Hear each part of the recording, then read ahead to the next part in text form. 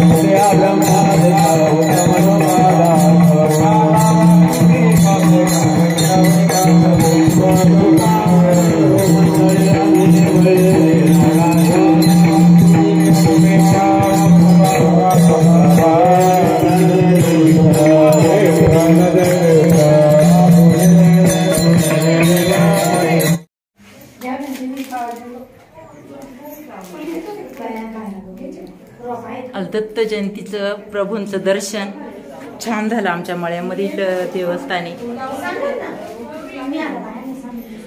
तर छान अशी सजावट देखील केलेली आहे फुलांनी। तर मस्त आता कीर्तन झालं, काल्याचं कीर्तन, आणि त्यानंतर मस्त दर्शन झालं बाप्पाचं। आणि दर्शन झाल्यानंतर आता जेवणासाठी पंक्ती पडलेले आहे ते।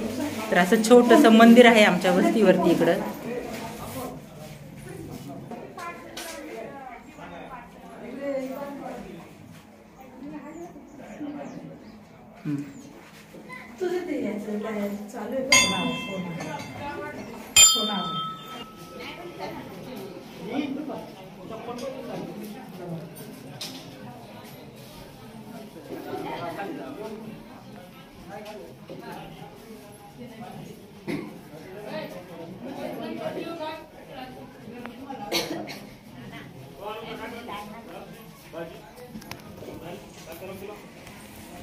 फोटो बंद केला तर काही नाही।